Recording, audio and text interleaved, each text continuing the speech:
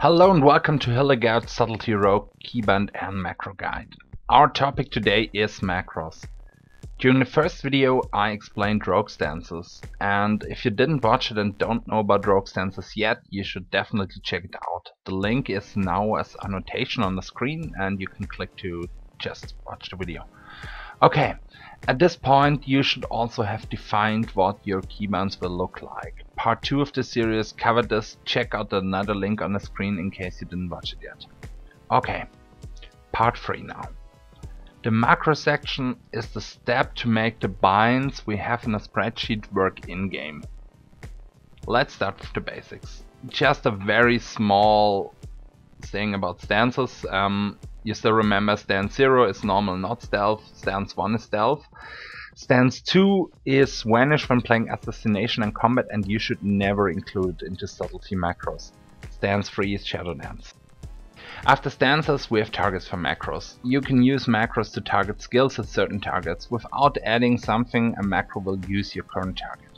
You can add focus, add player, add party 1, add party 2, add arena 1 to 3, add mouse over, and any given player name. Add replaces target equals, so your macros will need a lot less space.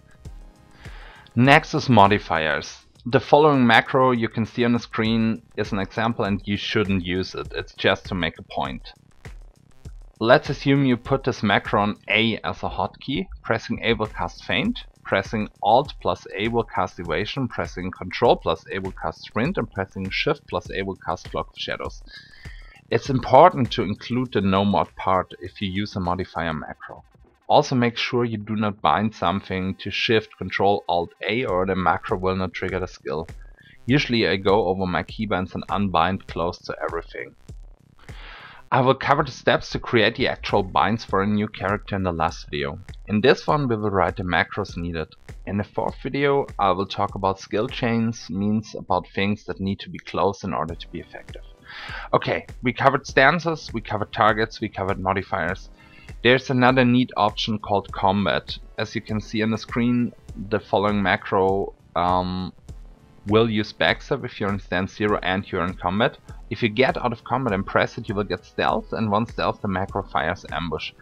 I use this on my binds for cheap shot and Garrett. Both are stealth in stance 0 and will cheap shot or Garrett instantly once I'm stealthed. Now we have stances, modifiers, the combat option and targets. We can start combining. I will go over my own binds to explain how I go from the spreadsheet to the actual macros. The link to the spreadsheet as well as the link to all my macros in a text file is in the video description.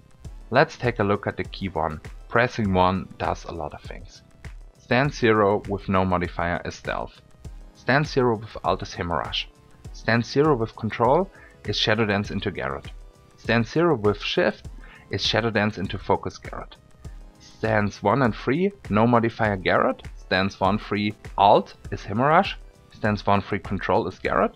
And stance 1 3 with shift is focus Garrett.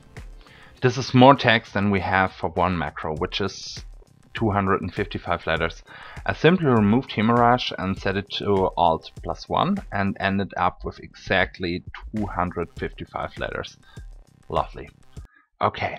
The reason control and no mod both trigger Garrett is the direct dance part. If I hit control 1 2 times, I will dance and hit Garrett immediately after, without having to lift the finger from control first. This helps me being faster, but it's not really necessary. One thing about show tooltip. You only need to specify the spell shown if you want to show something not actually active. Show tooltip will always show the skill that would be fired if pressed. But for this macro, I always want to see the cooldown on shadow dance, so I added the first line. The next macro is pretty similar but also contains shadow step. This time it's key 2. Stance 0, no modifier is backstab. Stance 0 with alt is slice and dice. Stance 0 with control is shadow dance into ambush. Stance 0 with shift is shadow dance into focus shadow step Garrett. Stance 1 3 no modifier is ambush. Stance 1 3 alt is slice and dice. Stance 1 3 control is ambush. And stance 1 3 shift is focus shadow step Garrett. This is too long for one macro. We can remove slice and dice, set it to alt 2, but it's still too long. and I want to add start attack to stance 0 and stance 3 but not to stance 1, so we have to split up. To 2 I bound the macro part with everything except the shift focus shadow step part. And to shift 2 I have the direct dance shadow step Garrett at focus target. This is a macro for fast switches. The advantage is that it's harder to predict as you don't target the enemy until he is silenced. It works with free stuffs as well as with direct dance. I have similar ones with Cheap Shot and Zap, and you can find them in the description. Let's have a look at redirect. I use two different macros for redirect. One is a macro that's for a switch, means I switch on the target, and the other one is if I want to focus redirect for kidney shot and not actually switch to the target. Difference is only that the one macro targets the actual focus target and the other one keeps my current target. Activating multiple skills that are not on the global cooldown plus trinkets racials is commonly used for burst macros, and the infamous swifty one-shot macro is based on that principle.